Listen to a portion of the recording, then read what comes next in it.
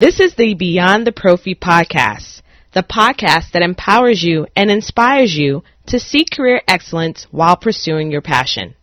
And I'm your host, Jasmin Haley.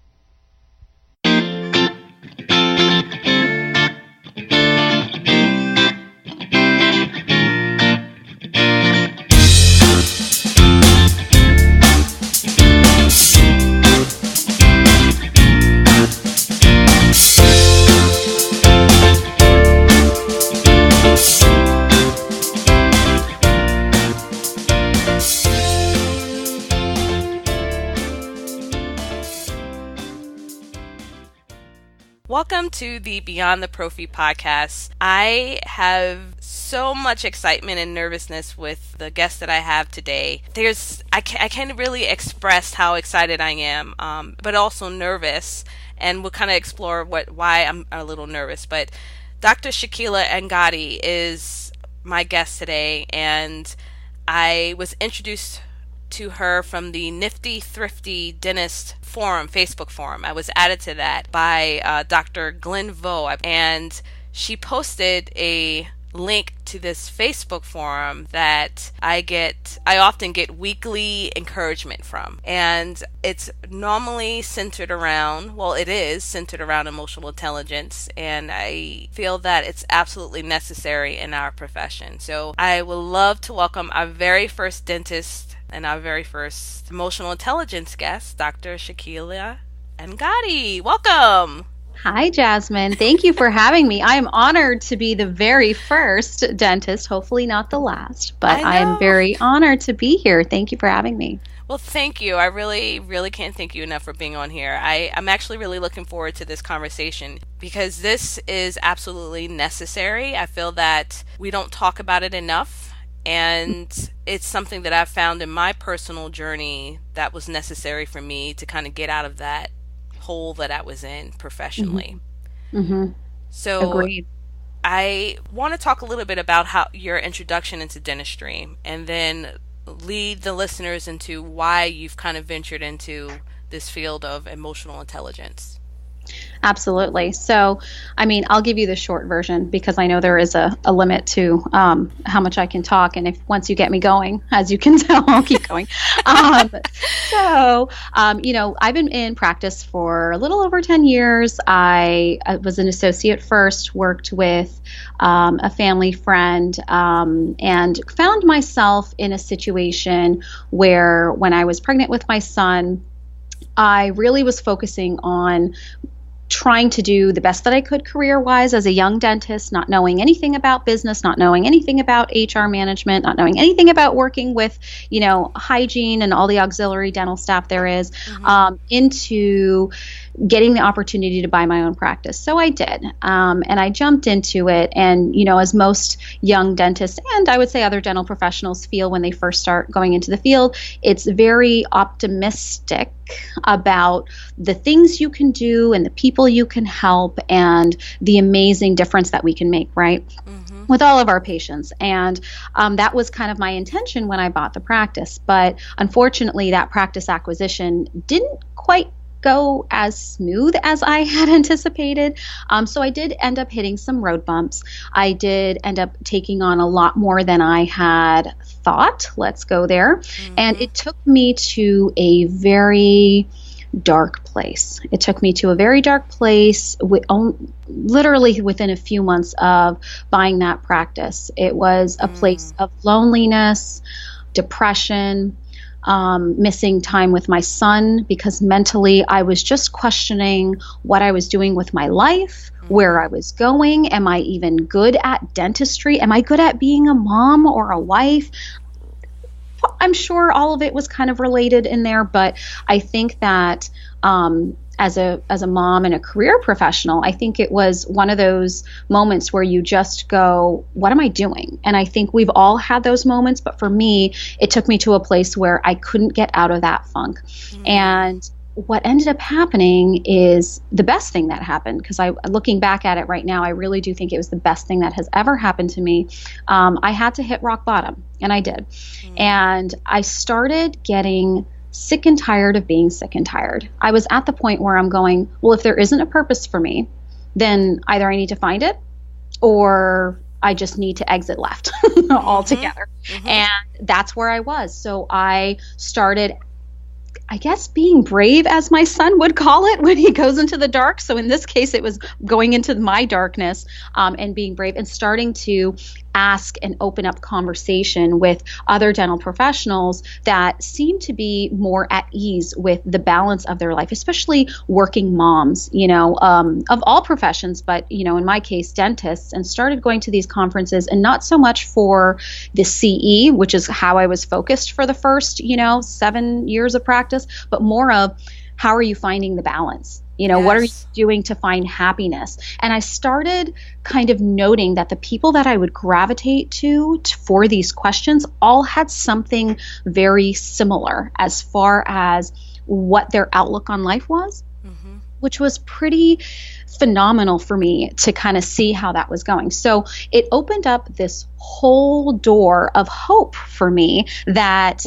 I don't have to practice unhappy. I don't have to be practicing with people that were not happy, because these are all things that now I know is a blessing. I can change and work with people that I absolutely adore, but I can also open up conversation to help that happen. And when I had that shift there and I started improving myself, I did consulting many, many times. I had all the tools, right? Sometimes you have everything in front of you. You have that roadmap, but you can't actually see what's in front of you clearly because you are your own block. And that's when I went into emotional intelligence coaching with one of the leaders in the field, and she helped me change my life. It was non-dental and it was non-CE involved, and it was a really good hard look in the mirror to say,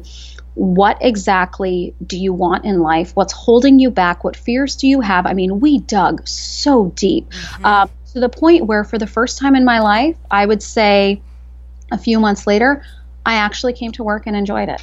I actually would look at every problem and go, how do I fix this? So, it's been a journey, but I would say a very fruitful one because it got me here. And I'm so excited that you found my group through the Nifty Thrifty Dentist site. Go, Glenn. We'll shout him out there. He's amazing, by the way. He's doing phenomenal things for the dental community as a whole. But I'm so glad that you were able to find it, because what I'm trying to do with the projects that I'm doing is get that communication out there, because it's not just in dentistry, it's in hygiene, it's in assisting, it's in any of these fields where we are so focused on caring for other people that we don't actually care for ourselves. And we put all the other responsibilities before ourselves, and then we can't express it. And that block, I think, is common in so many fields, but especially in the dental field, because that culture of, oh, you don't need to talk about this. Yes, we do. We absorb something. Absolutely. And you know what? I'm also finding with the people that I'm interviewing and talking to and just observing people on social media with dentistry, in particular with dental hygiene, when they're taking their classes, you said several times you've taken classes not just for licensure, but for personal development. But the professionals that I'm meeting are not seeing that it's necessary to seek that out. And I don't understand what's holding them back from that. They rather complain. They rather talk about what needs to be fixed with everybody that they work with. And they never really are truly honest with themselves, and seeing that it really starts with you. You have to work on yourself first before you attempt to really try to make any difference in your life. And I don't know, like if I put on an event, I want to do events that are centered around improving ourselves personally. But hygienists in particular, and I don't know if it's for dentists as well, don't want to go to a course and actually pay money for something that's going to really help them personally. They want to know, like, how is this going to benefit my license? Does that make sense?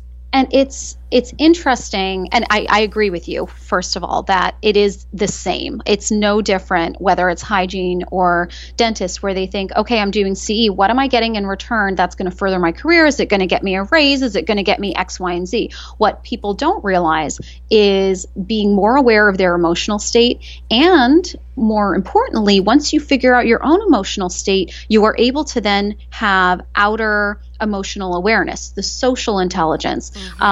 That is also very important, because if you can then read people, you can communicate with them on the emotional level that you need to get further in your career. So I think that it's interesting that nobody thinks it's important, or you've run into professionals that don't, because I actually think it's more important. If you can't get across or understand why someone is reacting the way they're reacting, and then you're not aware of how you're reacting, that basis, you're always going to feel stuck, because there is not that pathway that needs to be opened to get to that level of being able to communicate in a way that is then productive and more lucrative, frankly. I would think that, as a dentist, I think I'm a big believer going through what I'm going through. And I don't know if you'll hear every dentist say this, but I'll say it for everybody that should, if we want to go there. I really do believe that the team culture starts from the owner. And Absolutely. I can say that truly because it has changed the way I practice. It has changed how we hire. It has changed how we do lunch and learns, education, the vibe. I mean, my staff is happier, which makes me happier. So the problem isn't people coming in. It's what kind of culture and what kind of vibe and what kind of energy are we feeding off of each other to truly provide the best care. And you know what? Patients notice it. They Absolutely. notice. They notice if you have an issue with your hygienist, or you have an issue with another auxiliary staff. Patients notice that first. They feel a little awkward. And what I love about what I've created, especially working on this and going through this path in the past 2 years, is I get patients that come in, and the best compliment to me, I will tell you, Jasmin, not just is, hey, your hygienist was amazing, but the best compliment to me is your energy in this office is absolutely spectacular. That to me, I know I'm doing something right, and I don't know why every professional wouldn't want to practice in an office that has amazing energy, because that's when we give the best care, isn't it? Yes, absolutely, absolutely. And it's a journey. It's definitely a journey to get to that place. And we're all on it. Yeah. I'm still Absolutely, and you're not going to be perfect with it. Absolutely. Every year gets better, and in fact, right now I'm actually part of because I want to go a little bit back to what you're doing. I'm actually a part of a group of women that meet every every other week, and we have a balance coach. And she's also a business coach, and we talk about some of these difficulties that arise with just being a mother and a wife and a professional. And I've dealt a lot with mommy guilt, and I'm dealing with trying to discover who I am and what's really important to me, while also juggling all of those different aspects.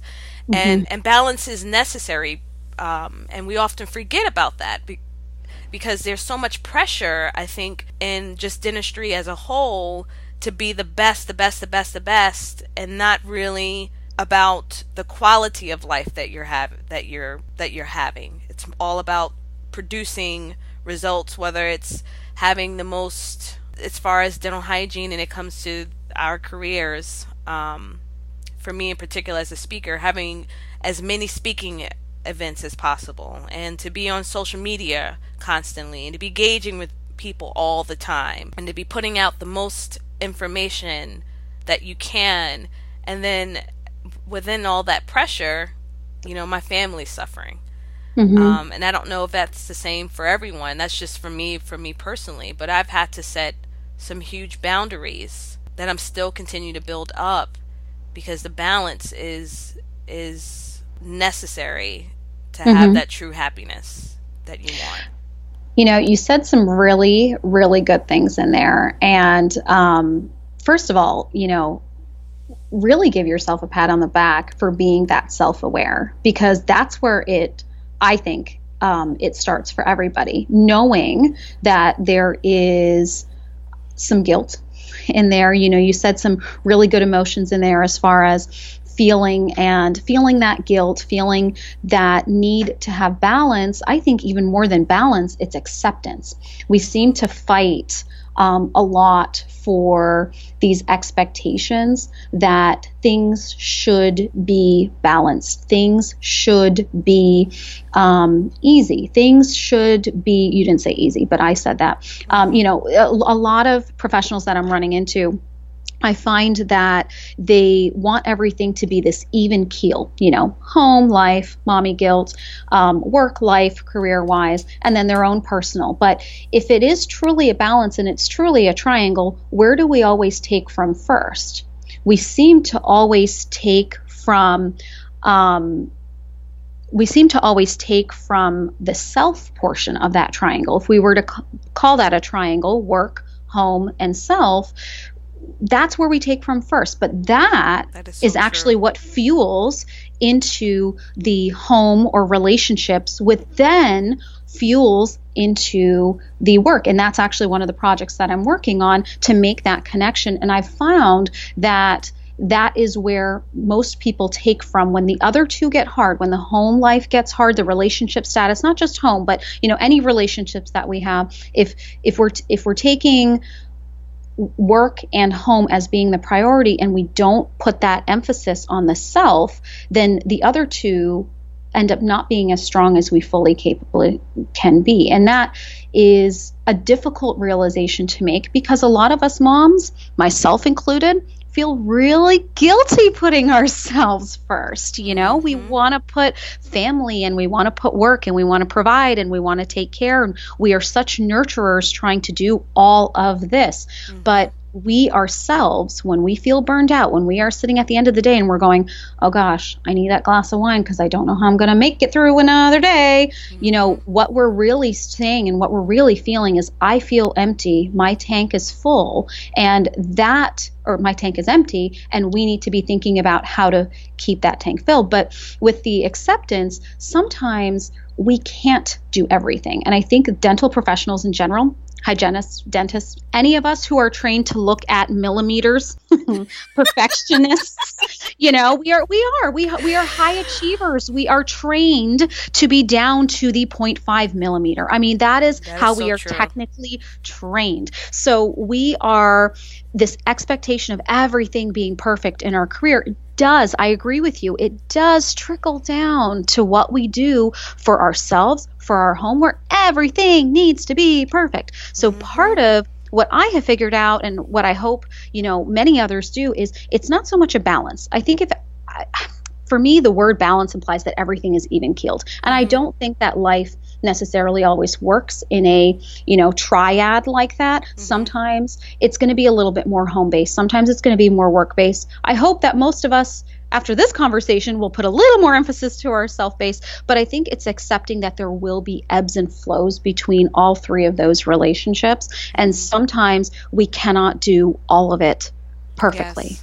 Absolutely. Oh my goodness. I've had to make that realization. And I love the fact that you bring out that we're all very similar with the type A personalities and very detail oriented. And when I first started the podcast for Mom Gynist, and that season 2 is almost at its close, the reason why it's coming to a close for some months now is because I need a break.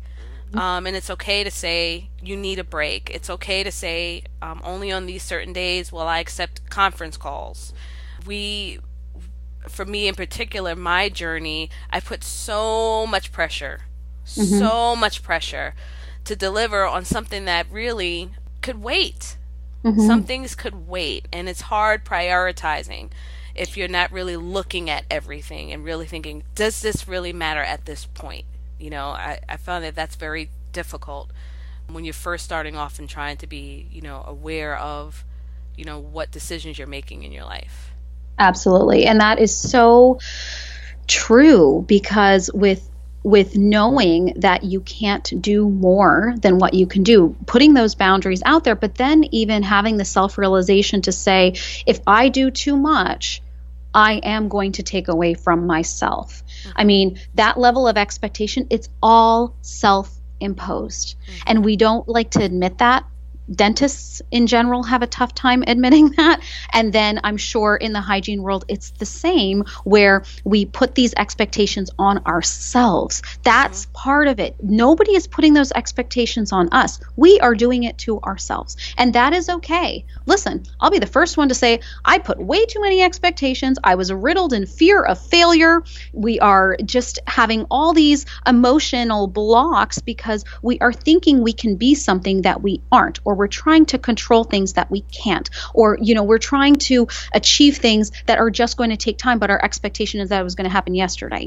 We do a lot of this within ourselves. So it's great that you did listen to what you needed to listen to say, hey, you know what? This isn't what I need to be doing. And that's fantastic that you've realized that before that point of burnout. Because I think a lot of professionals out there, they don't listen to those gut instincts. They're not listening to what their body is telling them, what their mind is telling them. And then getting to that point of burnout is more common than most people would like to admit. And that's my mission, Jasmin. That's my mission, to help other people understand that they don't have to be emotionally burned out, because a lot of this is awareness and accepting, and then realizing that these expectations can be set where they are comfortable, instead of putting these expectations to a place that I don't want to say aren't realistic, but aren't working with them. Absolutely. Absolutely. So tell the listeners, what is your morning routine? Oh, goodness. My morning routine. Well, we're moms, so morning routines we need to try to do, because there are logistics, right? Like getting out the door, a child clean for the most part. I mean, those expectations are there. For me, my morning routine has changed quite a bit. It went from, let me run out the door, make sure I have, some semblance of a comb through my hair, coffee knot on my blouse, banana smeared all over my hand. It went from that to getting up a little bit early and creating a routine for myself to mentally charge myself. So I'll get up. I have non-negotiables. I encourage everybody to make a self-care list, things that they like to do that helps them feel themselves, and circle 2 things that are non-negotiable, because those items are the things that we need to do during the day. For me, those things happen in the morning, because that's when I have a little bit more mind control to do the things that I need to do before I've started everything. So I meditate in the morning. That is non-negotiable for me. Working out is mostly non-negotiable. That's negotiable for me. Yeah, I mean, I'll be honest. I would like to say it's a non. It ends up being 2 to 3 times a week type of thing. I'm working on that. So. I think you know what? And for me, I'm like, you know what? If I hit twice this week, that's good. I don't even set the date. I stopped doing things like that. I'm like, you know what? This is too much pressure. I'm like, sometimes you just feel tired. You feel tired. Your body's telling you you're tired. But what I won't do is let my mind not get the ease it needs in the morning. For me, I found that was actually more important to me than any workout that I could do, because that mental energy is what gets me through the day. So I do my meditation. I also keep a gratitude journal. And I know you know this because you've followed within the group, and I try and share those things. But starting your day with gratitude is by far the best way to put things into perspective before you fill your brain with all of your to-dos. So I, at the very minimum, and there's so many different systems out there, people out there, I keep it simple because I can stick with it. And I find that that's the system that works best for most people, is the one they can try and stick with. Yeah. But 3 things I'm grateful for, and 1 thing I'm committed to doing that day is my bare minimum in the morning, even if I'm, combing my hair and drinking my coffee at the same time. I will make sure I jot that down. But no, I do take a good half an hour in the morning just to do the things that I need to do to get myself mentally prepared for the day. And I find that not only does that energy come on with me during the day, it helps me be better as a parent, because it sets the expectation for where it needs to be. So, then I do the usual, get ready, get my coffee, get my kid on the bus, get to work. Yes. And I have another half an hour at work I arranged his bus stop to be there early enough that I can get to my place of work so I can then have the business mindset of keeping my mind clear. So for me, having those allotted times are so important that I have figured out that during my day, when I plan my days, that comes first. And everything else gets arranged with that. And we often do, I found myself doing the opposite before. And I think a lot of people, they get stuck. They put their to-dos first. It's,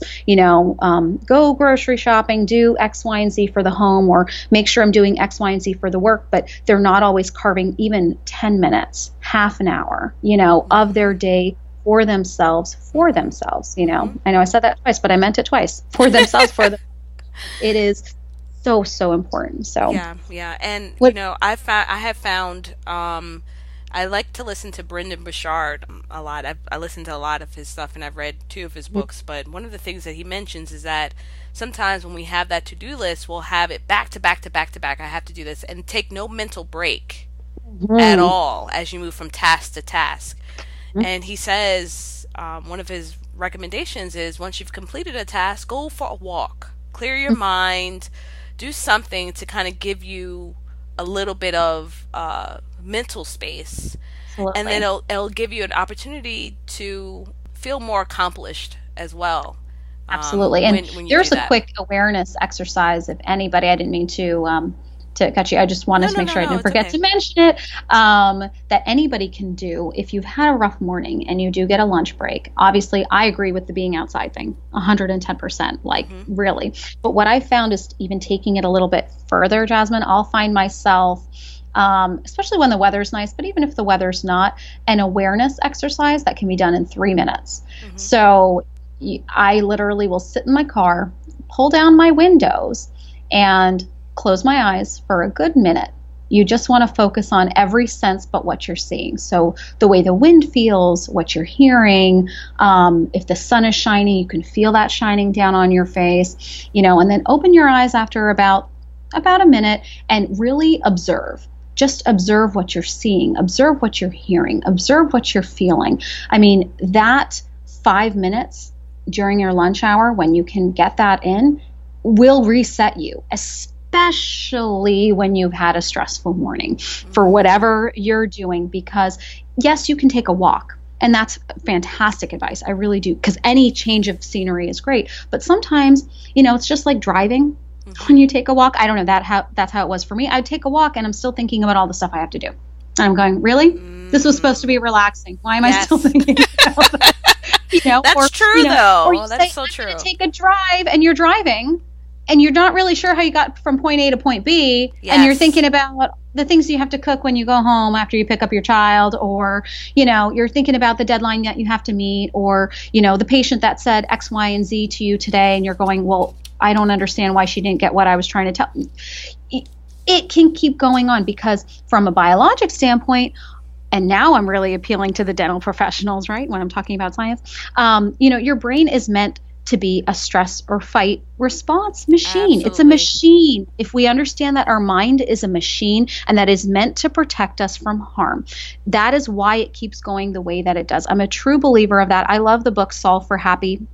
If you haven't read it, it is fantastic, and it kind of delves a little bit into some of this, and it has some great pearls in there. But what I like about what that particular author said, I think his name is Mo Gaudet, he talks about it literally being an autonomic organ, just like the heart, just like the other, organs that work on its own. The only difference is we're more aware of it. And if we don't calm that mind or do these tiny little exercises, it will constantly be on that fight or flight response. And that, once you kind of realize that that's what your mind is doing, they call it the monkey mind. Some, EQ coaches out there, calm that monkey mind. Well, really what it is it's doing what it needs to do to protect you, because it finds that when you are stressed, you are in a place of harm. So it is trying to push you to get the resolution, so you are not mentally in a place of harm. But are you in a place of harm? So that learning how to at least be mindful enough to calm it every so often during your day, oh my goodness, like, anyone who tries this out there is going to find themselves more at ease and more able to get through their day without that domino effect or the snowball effect of being so stressed out by the end of the day that the only option is that glass of wine. Yes. And of course, that really shouldn't be the case, because really it's a Band-Aid. It Right. really is a Band-Aid. So, okay, can you tell the listeners a little bit about the book that you're writing? Well, I can only go into it a little bit because we are, there's a lot of research, and I am one, just like every other dental professional out there, that until it is exactly the way that I want it, Yes. it is not. So the project that I'm really working on is to find the connection between moms in general. So not just in the dental field, even though we are great specimen, dental hygienists, dentists, those us high achiever, perfectionist personalities, are great specimen to talk to and interview, but really to open it up and open the communication for moms in particular that have so much on our shoulders. We have so much on our shoulders, and to bridge the connection between the personal to the home or relationships, and then taking those bases to the workplace and the career. And I have found with my own life and my own journey that process in that order is more fruitful and more productive, because when you work on yourself and you know yourself, you can be better in the relationships that you harbor. When you are better in your relationships, you can then have the support to, be even more productive and more creative in the workplace and your career. So it's opening up, and I would say not even opening up, unpeeling all these layers. And that's kind of where my project is taking me to. It's taking me to talking to amazing people like you, Jasmin, and, just really, really kick butt moms out there that have so much on their plate and are wondering why they have so much on their plate and when is it going to end, when part of it is, how do we get back to enjoying the journey? How do we get back to who we are? Because are we just a title? Are we just a hygienist? Are we just a mom? Or are we who we are? And most of us, that third part there, we're scared of that. Mm-hmm. There's Absolutely. a lot of fear. Yeah, there's a lot of fear of opening that door. And so my project is really focused on that third one to get the communication out there that we don't have to be afraid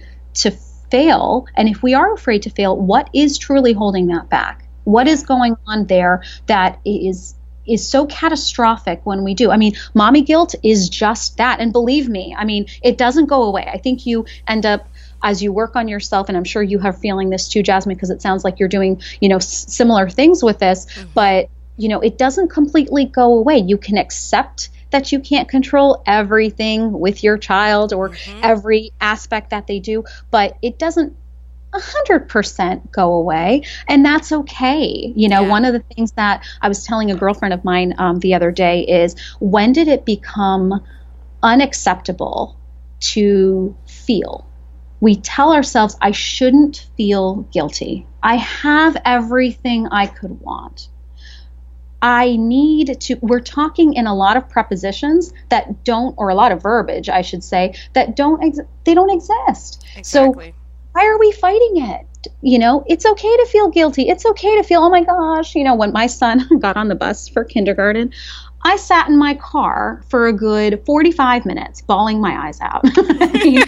All of us do it. We all feel and then it's, we're all going to, go through the motions of, oh my gosh, I could have enjoyed a little more time with this. I could have done this. Yes, but we haven't. And we did the best that we can with what we have. And now, knowing what we know, we're going to move through life a little bit better because we can align ourselves with what's actually going on. And I think being present through mommyhood in general is the hardest challenge. But when you are present, isn't that 10 minutes with your kid where you have quality time? Like, you are truly there. You're not thinking about work. You're not thinking about, that patient that you had for scaling that, you just couldn't get numb, or, whatever else is going. You're not thinking about all that stuff. When you're with your child and you are 110%, it's amazing how much more fruitful that relationship gets. And I feel like you can get there further when you know that is what you need to fulfill that cup. So it does all come back to that self-care, which a lot of people are ignoring. They are, and just some of the points that you have brought out made me think of a book I read, The Year of Yes by Shonda Rhimes. Yes, it's a good book. It is, and she talked about weight issues, and what really resonated with me was her description of some of the challenges she found of being a working mom and, having children, and you're trying to get stuff done and they're asking to spend time with you, and how she decided to make the commitment of saying yes no matter what she was doing. If they asked for that time or they came in, she gave that to them. And she explained one scenario where she was off to a award show and her daughter asked to play with her or something like that, and she did. The award show couldn't wait, and so if there's something that your kids need, or they need that quality time, she would never ever be in a position again where she would say no. And I know that is something that I'm just my whole career right now, and just my life in general, is evolving, because I want to, I've realized as I look at my children as they're growing up so quickly, so fast, and I'm starting to see what's really, really important, because you tend to get lost very easily if you're not being mindful, if you're not present, if you're not truly reflecting or taking that time that you said in the morning to kind of clear your space, your mind space. You lose what's important. And so, your children, when I see them, their happiness and the joy that they have, and the fact that they want to spend time with you and be around you, that is what is most important. And when I wrote an article about professional freedom, and one of the questions I asked was, if everything was taken away from you professionally, if you had nothing left with your career, have you built a life that can bring happiness to you? Are you surrounded by people who love you and support you? Like, that's what really matters. But we tend to forget that, and now that I'm thinking as you're talking, and I think about some dentists that I've worked with that kind of were mean or rude or just had their own issues. It was probably because they weren't in a place, just like any other professional, where they were balanced. Not truly balanced, but their priorities were so out of whack. Maybe they were under so much pressure because of the debt that they were in, and they were trying to be a clinician but also a manager of a practice. And they just not getting enough time for themselves. Yeah, and I find a lot of dentists, I mean, we can open that door if you want to, but yeah. I'll touch on it. I think a lot of dentists, where the tough exterior comes from is really a fear of failure. I really do, and have found that to be the common thread, because as when you're opening your business, and as I said, we all come out of training, all of us, hygiene, dentists, etc.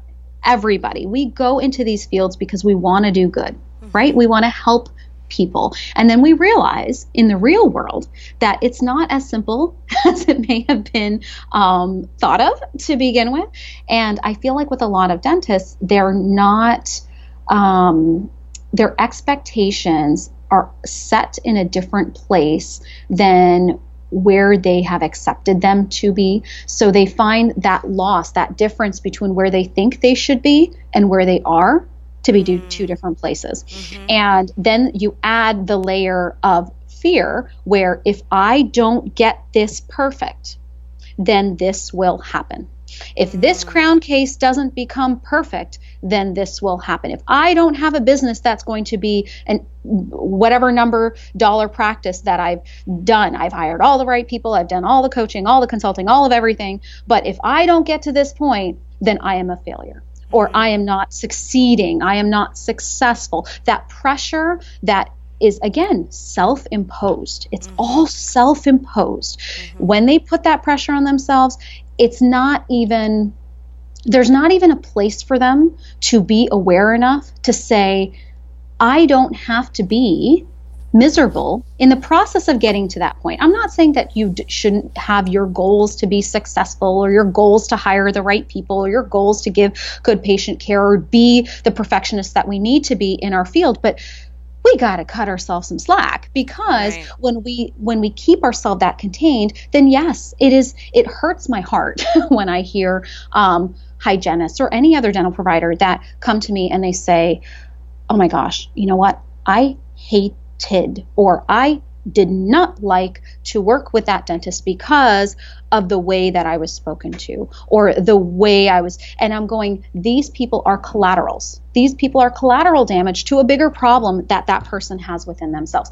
And that is a really, really tough thing, because what I wish more dental business owners would see is when they do work on themselves and they do create a life of happiness, which everybody, I'm a believer that everybody can create the life that they deserve if they want to. And the way they need to is to self-reflect. But even more so as dental professionals, if we are able to be aware and create that mindfulness and that awareness of expectation management and dealing with those fears, instead of pushing them off to the side, we can then communicate better, and we can then be more aware, what is it that my hygienist is actually telling me? Yes. Do we talk about, right? I mean, what are they actually telling me? It's not just what someone's saying to you, it's what are they actually phrasing to me when they are coming to me with an issue? Why are they coming to me with an issue? And frankly, if they're coming to you with an issue, that's a good thing. Because there is too many cultures of dental practices where no one wants to say anything about a problem. And that by far drives me the nuttiest, because I'm going, if you don't talk about it at all, then that is a problem that is going to keep snowballing. Oh, they're telling everybody in the office except for the owner. But why? If that is the case, then that culture within that office isn't open enough to be aware of where that awareness needs to start. The other awareness, the social awareness needs to happen. That doctor or whoever is in that management, whether it's the manager, whether it's whoever is managing their staff, needs to be aware that when we have these emotions, I'm not saying, sit around a campfire and sing Kumbaya. I mean, we got to be realistic with this. Right? I mean, that's there. But managing the emotions of, if someone is coming in upset, or there is an issue between employees and we're not sitting there and addressing it and understanding where that person is coming from and why. What is really happening? Are they being short with you because of something happened at home? Or are they being short with you because of something that happened in the workplace? And are we addressing it? And how do we communicate so we can be more constructive together? And that part right there, I think if more dental business owners saw that they can be more constructive and productive, frankly, when their team works together in better communication harmony, that they will succeed faster, because that has happened with me. Yes. So I can truly say that. I'm not hypothesizing about it. I've experienced it. My office has, from me working on myself, has gone from me just being miserable and wondering, how am I going to pay my rent? And, I made big changes. I moved within a year of owning the practice. I restaffed. I did the things that consulting wise, everything had to be done. But my practice truly flourished in the past year and a half when I made that mindset shift. Yes. And it's contagious, because now my staff comes to me and we like to hang out with each other. I mean, we surprised my hygienist, just a week ago. She thought it was a meeting. It was actually a bridal shower, because she's getting married, and we were all excited to be there. And, we feel like you can't just say, oh, it's our dental family. Right. How do we treat our family? We listen. Absolutely. We listen. So, and see, that's the answer to everything. If we are able to truly have a true level, not a superficial level, but a true level of self-awareness, and understand how important emotional intelligence is to all interactions, it will solve so many problems that happen in any work environment, whether you are working clinically or you're in academia and working with students and other faculty. It's just such a huge aspect of our communication that is often ignored, which is why I think, Shakila, you need to start a podcast. Well, I will definitely hit you up when that time comes, for sure. You really do. And I don't know if you're on the speaking circuit, but this message needs to be heard. It really needs to be heard because there are people that are desperate for it and don't even realize that they need it. Well, and no one has to practice alone. I think when the realization becomes, do I have to feel this way? If anybody out there has ever asked themselves, do I need to feel this way? The answer is you don't. I will give you the shortcut, the cliff notes. It's you don't. If you don't want to feel that way, your life is yours. You can take charge of it. You can move it in the direction that you choose to move it in, but it starts with you. It doesn't start with your boss. It doesn't start with your coworker. It doesn't even start with your family. As much as they are very, very important, and believe me, family is so much, who it actually starts with is you. You know, most people don't even keep a self-care list. It amazes me. That is one of the first questions I ask when I'm starting to interview people is, do you have a list of things that make you happy? Oh, well, I just know it. And I said, okay, if you know it, that's fantastic. But how often do you do it? Let me ask you, do you have a self-care list? Let's put Jasmin on the spot there. It's in my head. It's in my head. It's in my head. I actually have it in my head. Like, what is important to me?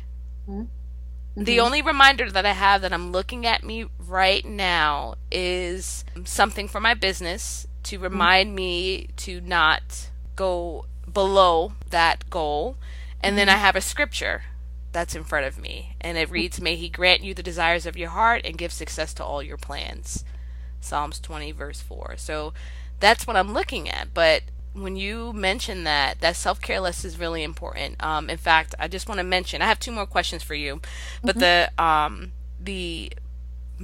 of the meditation books that I like to pick up and read and just reflect on is called Meditations for Women Who Do Too Much. And very appropriately titled. It's very great. I learned about it from another podcast that I was listening to that's a non-dental podcast. And one of the days, maybe like a week or two, the topic was integrity. And it mentioned that when you put too much on your plate, you are bound to break your integrity. And I was like, well, what are they talking about? Like, are they talking about lying, like being, unethical in ways?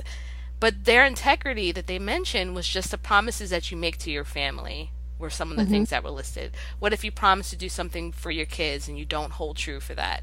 And then you can also, break your integrity when it comes to your values because you're too exhausted. You've got too much on your plate. Something has to be cut. Well, and I think you can even make the translation to the dental field for anybody who is working in the environments that you were talking about earlier, where they felt that the communication from their dentist or owner or whoever their management was, that they couldn't get through to them, and that person probably had issues. Their integrity, I agree with that 110%. That integrity has been broken because they're doing too much. Absolutely. So that I'm gonna, after I'm done today, I'm gonna write that self-care list, and I'll let the group know. Yeah. Well, even if it's 10 things, start simple. It doesn't need to be, framed in a plaque sitting in the corner. I mean, let's be real. It could be on the back of a napkin. We're moms. We're busy. We're working moms. We have a lot of things going on. But I find that when you have something handy, even if it is something that you can keep in the corner of your wallet or tuck it away, 10 things, circle your top 3. That's going to be my advice on where to start, because those top 3, make a commitment initially to do at least one of those things during the week, and then slowly grow from that. For me, I need to do at least 3 of those things every day, because that's going to make me a better person, which is going to make me a better mom, wife, all the other relationships, friend, sister, daughter, all of that. And that is going to help me succeed in life. So,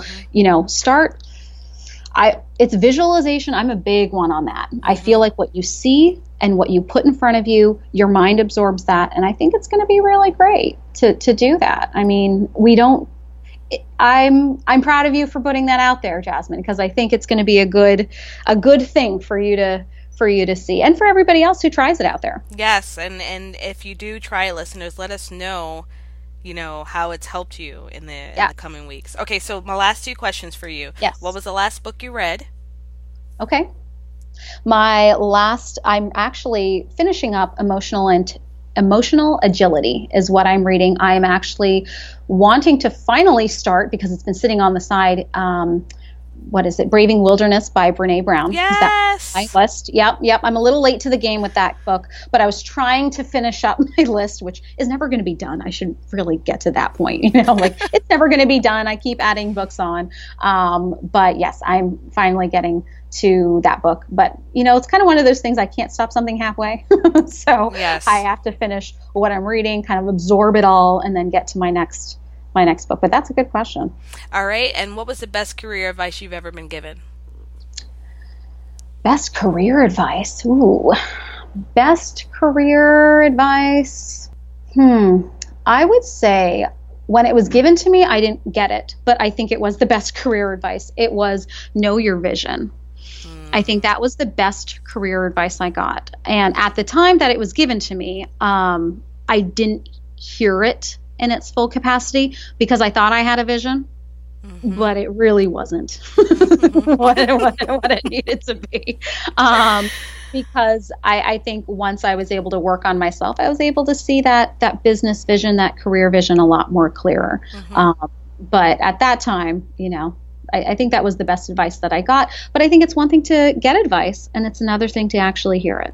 Absolutely. Oh, man. All right. So let listeners know how they can find your group and if they want to get in touch with you. Absolutely. So I'm on social media. As far as Facebook is probably the best way. Right now, we are working on building out a website and doing other marketing things. But I'll have all the updates in our Facebook group. It's facebook.com/group/EQ Moms. That's where we are starting. That's where Jasmin found us. I'm on social media, as I said, so anybody can message me. I have no problem with that. And I'm on Twitter, Inspired Dentist with a 3 instead of an E, because that's what happens when your handle is late to the game. And so, find me there. I just usually put kind of musings and things like that. But stay tuned because I'll have everything on the Facebook group with all the projects that I'm working on. And I'm excited. I'm super excited and pumped for everything coming up. Absolutely. Oh man, this was such a great conversation. Anyone that has the opportunity and is oh my gosh, I'm getting all jumbled up here. Anyone that is actually you on the spot, Jasmin. Anyone that's actually in the Easton, Pennsylvania area, she is the owner of the Palmer Smile Design. And if I lived in that area, I guarantee you I would be a patient because I just love what you stand for, and I can feel your energy just virtually. It would be such a pleasure to meet you one day. It really would. Will happen. We'll make it happen. Well, thank you so much for being on this podcast. You shared such wonderful information that I'm going to make application to, and I hope that the listeners will be able to, glean some pearls as well. So. Sounds good. Well, thank you for having me. I appreciate the opportunity to open up the conversation and really look forward to seeing where it all goes.